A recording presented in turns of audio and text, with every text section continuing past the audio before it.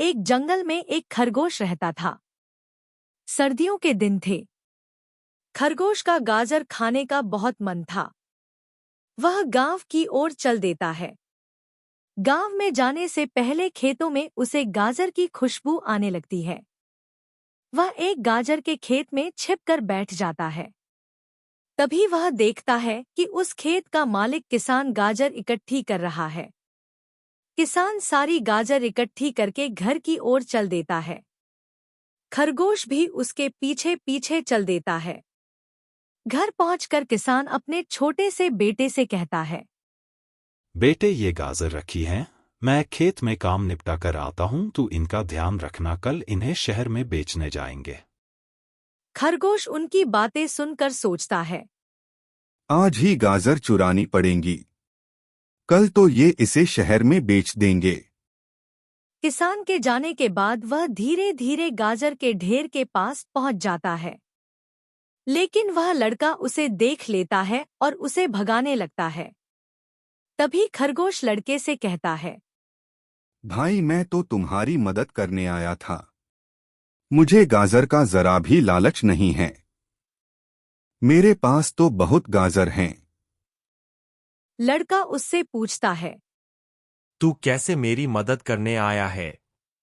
तब खरगोश कहता है, शहर में मैंने देखा है लोग गाजर कम खाते हैं, इसलिए तुम्हारी गाजर कम दाम में बिकती है। अगर तुम गाजर का हलवा बनाकर बेचो तो बहुत अच्छे दाम में बिक जाएगा, 4 गुना दाम मिलेंगे। लड़का यह सुनकर बहुत खुश होता है। अच्छा, लेकिन मुझे तो हलवा बनाना नहीं आता।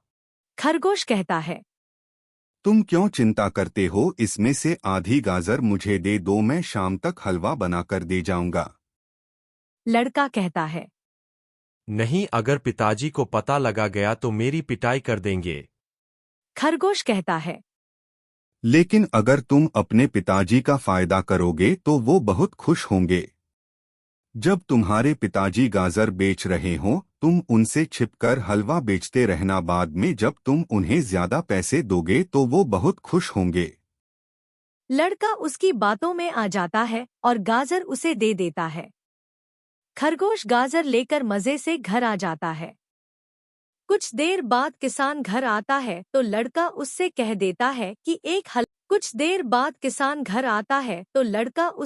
देता है कि एक हलवाई गाजर ले गया है और पैसे कल दे देगा।